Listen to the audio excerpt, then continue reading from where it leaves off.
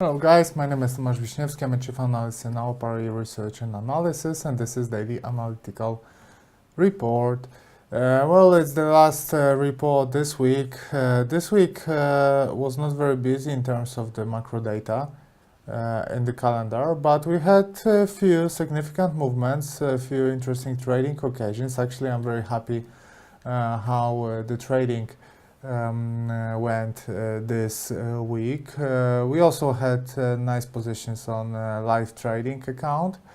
What were the main events this week? Well, first of all, decline on the oil caused mostly. Well, the cause of that is obviously low demand and high supply, but the trigger for this movement was US gasoline inventories data, which showed a huge build, and the decline was expected.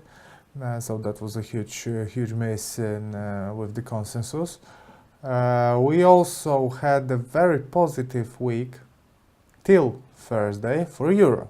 Euros was advancing higher. It was one of the best currencies on the market, but this finished today. And on most of the pairs with euro, we do have a strong decline. Also, we have to mention cable after Theresa May said that she seeks earlier elections in UK, which is supposed to happen in June. Cable went significantly higher on almost all of the pairs, right? So those events there were not in the calendar apart from the data about the oil, but brought us a nice movements on the market. Now everybody's talking about elections, but again, in my opinion, elections shouldn't be so influential on the stocks and shouldn't be influential on the currency markets. Let's take a look on the calendar right now. What should we expect from the market? What should we expect from the macro data today, but also tomorrow? Not tomorrow, I'm sorry, but the next week. So as for today, as you can see, we had PMIs from Germany and we had PMIs from Eurozone. Very strong PMIs, right? Those are high numbers and higher than expected, but they are not helping Euro much.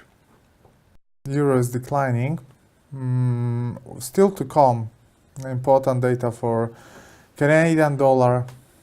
We had a speech from FOMC member Kashkari, also PMIs, and Baker Hughes US oil rig count, which also can be influential for oil. On Sunday, presidential elections, election in France, and let me show you the next week. On Monday, not much IFO from Germany. On Tuesday, not much as well, just usual data from the housing market from United States. On Wednesday, what do we have here? Pack of data from Australia with CPIs. Also not a biggie. On Thursday, rate decision from Japan. That will be important. Press conference from Japan. That will be important. Interest rate decision from Eurozone. That will be very important. Durable goods orders as well. So everything next week will be focused on Thursday. Because as you can see, Friday is packed, but not with tier 1 data. Maybe GDP from United States, right? Fair enough. CPI from Eurozone, GDP from Great Britain. So we will have events. Retail trade from Japan, but as you can see, and a trade balance from New Zealand, but no biggie. Thursday will be the day that everybody will be waiting for and will be anticipating what is going to happen. And we start very early because we start with Japan and we'll finish with United States. So Asian session, European session will be very, very busy. So now let me show you the charts. Okay, let's start with the currencies. British pound to Canadian dollar, where I'm looking mostly on a weekly chart, where after this bullish engulfing, now we have a positive scenario and the price advancing higher, higher, higher. And this week is especially very good. We have a help from from UK Prime Minister. We should have a correction because when we see a daily chart, that shooting star from yesterday is not very good for the buyers. But we have a support here. Okay.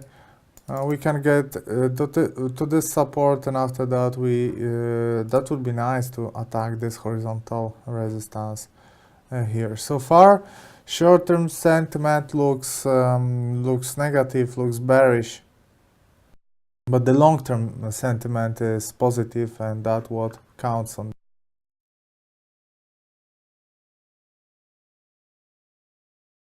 Next instrument is euro to British pound, also British pound. Very interesting situation, because after a huge decline caused by a breakout of the lower line of the symmetric triangle formation and uptrend line, after this breakout we had a normal, we had a downswing obviously, but after that we had a normal situation seen and respected by price action traders, so an upswing. So a test of the recent support as a closest resistance, right? Instead of testing here, so the lower line of the triangle or the trend line, they decided to test only those recent lows from the end of February. That was it actually. They bounced from it, but as you can see now, the price is creating two candles with long tails, and maybe they will make a second test. But in general, they shouldn't they shouldn't be able to break this area. They shouldn't be able to come back above this area. And every single upswing that we can see, most probably will be used by sellers to open new short positions. Euro to Australian dollar is struggling after they broke this resistance. The next candle created higher highs and higher lows, fair enough, so it makes this breakout legitimate, but they are struggling to hold the price high. In my opinion, that is one of the last chances for them.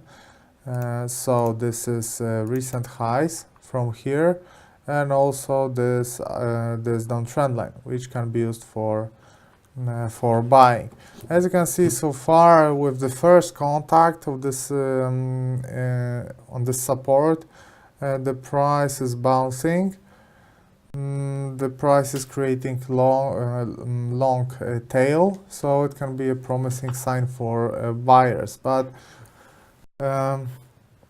I like this pair very much. Long time ago it was trading long time ago, a few months ago it was trading very technically, but recently I don't like those swings. It's not a pure trend. We had a false breakout and we're moving rather sideways, which is not a good environment for me and for my system, which is based mostly on trading with the trend. Australian dollar to New Zealand dollar bounced from this horizontal support, created a flag. This red line is very important long-term, now a resistance. It was a support for some time, and for even longer time it was a resistance. As you can see, it's a long-term downtrend line, right? So it's crucial, in my opinion. It's very important. As long as we stay below, the sentiment is negative. Once we will be able to break it and break the upper line of the flag, so go here, the sentiment will be positive. As long as we stay below the red line and below the blue line, the sentiment is negative. Well, it's definitely not positive. Also, I wouldn't say it's definitely negative, but definitely it's not positive. American dollar to Swiss franc, kind of a similar situation. What do we have here is a flag. We are bouncing from this horizontal support here. The price on a daily chart created yesterday a nice looking hammer. If the breakout here will happen, we'll have an inverse head and shoulder formation and also a flag inside of an ascending triangle. So full awesome buy signal if the price will get here. So far so good, but there's no strong signal yet. But there is a high chance that there will be. Gold. Hour ago, gold was doing very good because we are here. Now it looks a bit different, but still it looks alright. Why it looks alright? Because we are still above this downtrend line, which after the breakout we use this as support, right? So this creates a buy signal. Breakout here creates a buy signal. After that, it's just a normal thing that we're making a correction. Correction is not very deep. Correction stopped on a horizontal support here. So we can say so far so good. As long as we stay above this blue line and this line, this downtrend line, and the lower line of the flag, the sentiment stays positive. As long as we stay above this level. Once we will be able to break it, that can be confusing and that can be dangerous, but the long-term support is here, is this orange area. So in the long term, as long as we stay above the orange area, we should be just fine. Silver. At the beginning of the week, we wrote a text that silver is in a bit better condition than gold. But this week showed that it's quite the opposite, right? Silver suffered and gold was doing better.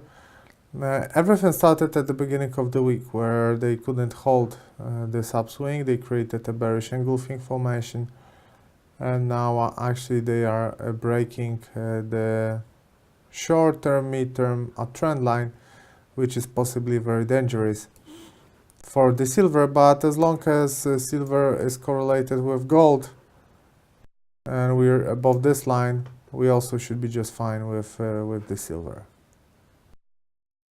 Euro to Japanese yen. I love this position. I'm having a position open. It's already on break-even point. Obviously it's a short position, open somewhere here. Why is that? Okay, from the long term. But you know that you're following us for a long time. Downswing, even on a weekly chart. Downswing, a flag. Flag is a trend continuation pattern.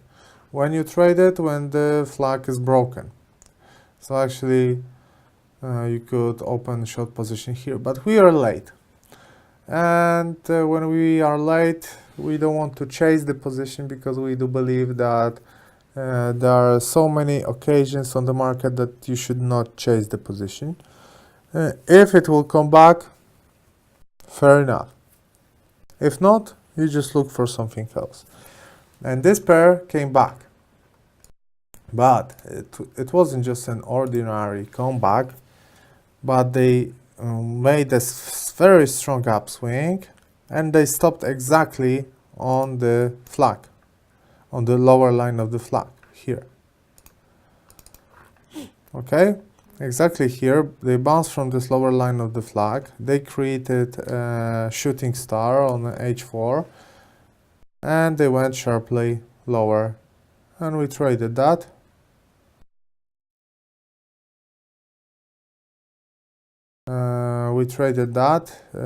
And as I said, we are already on break-even point, so we won't be hurt.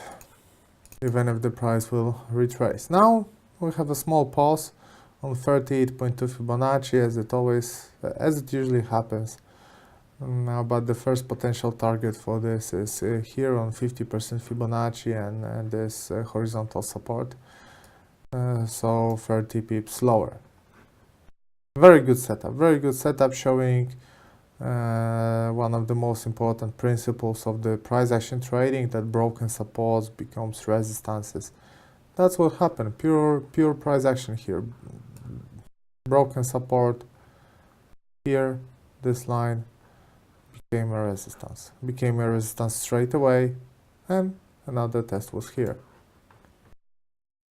And one of the biggest stars, cable, British pound to American dollar. Here we have this breakout, and we also traded that. We opened long position.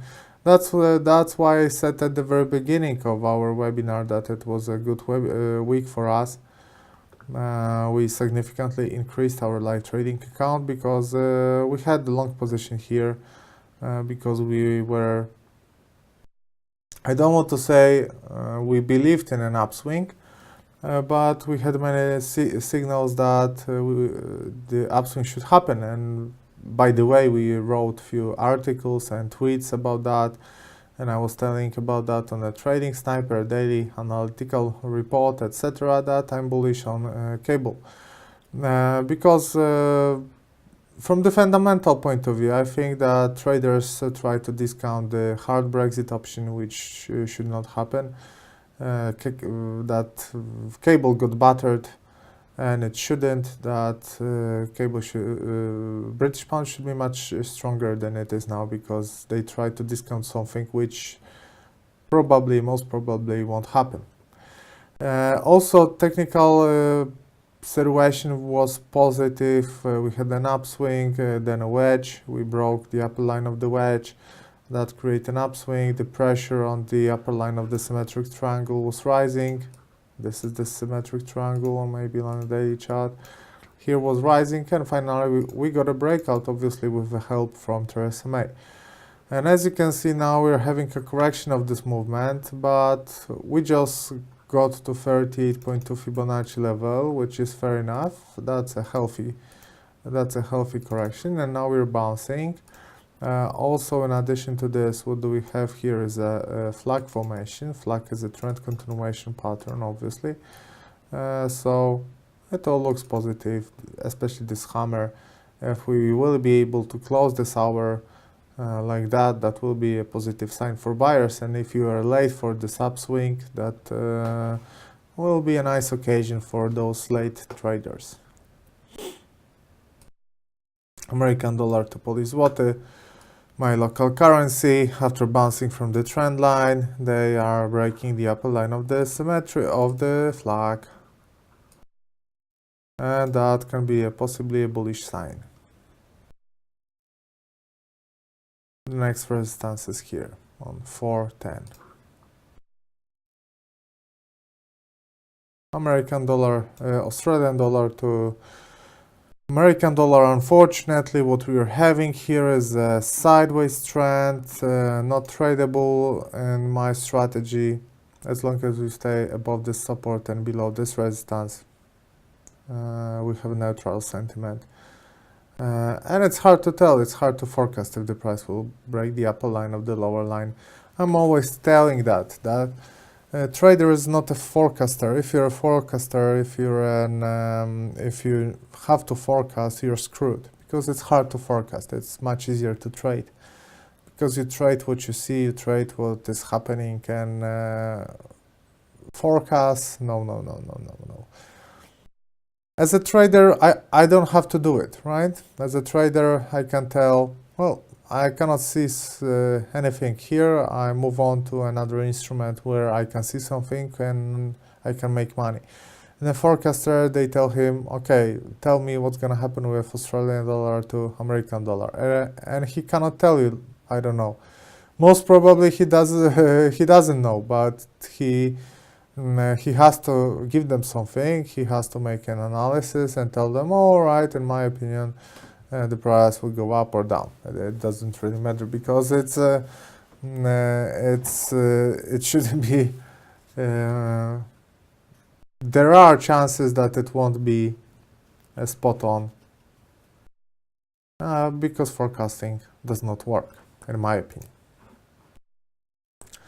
New Zealand dollar to American dollar, also boring sideways trend, labeled with this rectangle here. As long as we stay above this support, the sentiment is positive. As long as we stay below this resistance, one can say that the sentiment is negative, so we don't have a trading signal here. Euro to New Zealand dollar. Here I spotted a very interesting situation because we had an upswing, then we had a flag, then we had a breakout of this flag. And actually I didn't show that on a webinar with on a daily analytical report, but I was showing that on a webinar about MetaTrader 4. And for some time I stopped and I was wondering maybe I should buy this breakout if it will happen.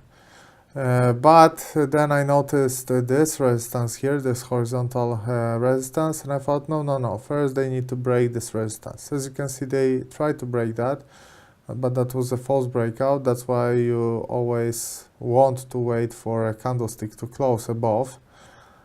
Here the candlestick didn't close above, which created a false breakout here. And after that the price went lower. They are still above the midterm support, but the pressure on the support is rising and most probably it will be broken. And American dollar to Japanese yen. Here there was kind of a symmetric triangle formation or inverse head and shoulder formation. We had a bullish breakout. Now we're coming back. That wasn't the best situation on the market I have ever seen. I'm not a fan of this. Actually now what's happening here, it's a flag. Here, this upper line, this is lower line. And with this kind of price movements, we should see a downswing here. And last currency, euro dollar. As you can see, we were going significantly higher Monday, Tuesday, Wednesday, Thursday. Thursday was very good, first half of the Thursday, but then the price created a shooting star, and now we're under the influence of that trading from yesterday, where we got maybe not sell signal, but the very positive sentiment was erased, was denied with this daily candlestick. But euro dollar is not tradable for me at the moment. American dollar to Japanese yen is not tradable for me at the moment. It's very common that I spot better occasions for trading on instruments that are not from major group, and I'm always surprised why there are traders that stick only to one instrument, like for example euro dollar. If it's not the best instrument that you can trade, right? You have low spreads, right? But and a broker like Kalpar, you have low spreads everywhere, and when you have a trade open for 2 days, 3 days, you don't need low spreads. You can have 10 pips spread or something because you're chasing bigger movements than the smaller one. Okay. Oil, because there is a nice situation on oil. You see this breakout of the lower line of the flag, breakout of this horizontal support here caused by the data from US inventories. The price created a flag, bearish breakout from the flag, and what's that? That is a descending triangle, maybe with a sharp line here, but still a descending triangle with a nice horizontal support. Many traders, probably many buyers here have their stop loss orders below here, and if the price will trigger, will break the support, most probably will trigger loads of stop loss orders, which should increase the momentum and add bearish power here. And two indexes, S&P 500. After the bounce from the horizontal support bounce, correction bounce, sentiment is neutral. No negative sentiment because we are above horizontal supports and we are inside of a wedge formation, which is the trend continuation pattern, and no extra positive sentiment because we are still in a trend continuation pattern, right? Once we will break the upper line of the wedge and we will be able to come back above this trend line, the sentiment will be positive again. And on DAX, we are still in a flag. Flag is like a wedge, but has parallel lines. So flag is a trend continuation pattern, those black lines. So many traders wait for the breakout of the upper line of the flag, also for a comeback above the trend line. We are above this horizontal support. We are attacking the next horizontal resistance, which now should be a support. So on DAX, even the sentiment is slightly better, but slightly. In both cases, sentiment is alright, sentiment is positive. In the longer term, I would like to see a deeper correction on S&P 500 or DAX. But we have to trade what we see, not what we expect or what we hope it will happen. You should never trade on hope. You should always trade on what the price is trying to tell you. And here the price is trying to tell me that we are in a bubble and traders will buy every single dip regardless from the circumstances or regardless from the overall environment. They are just buying.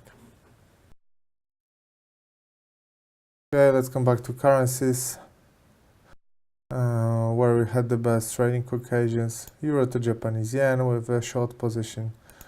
Gold with a long position looks alright. Cable with a long position looks alright, especially after this hammer bouncing from the 38.2. That is a strong buy signal and strong proof for buyers. Euro to British pound with a short position. And that would be it. That was daily analytical report, guys. Thanks very much for coming. Remember that trading and investment in financial markets involves an element of risk. I hope you enjoyed our webinar. I hope you're always enjoying our webinar. Well, I'm sure you do because the situations that we are showing are spot on and you can really use that in your favor. If you want more our ideas, follow us on our Twitter account and our website alpari.news. Thanks very much and goodbye.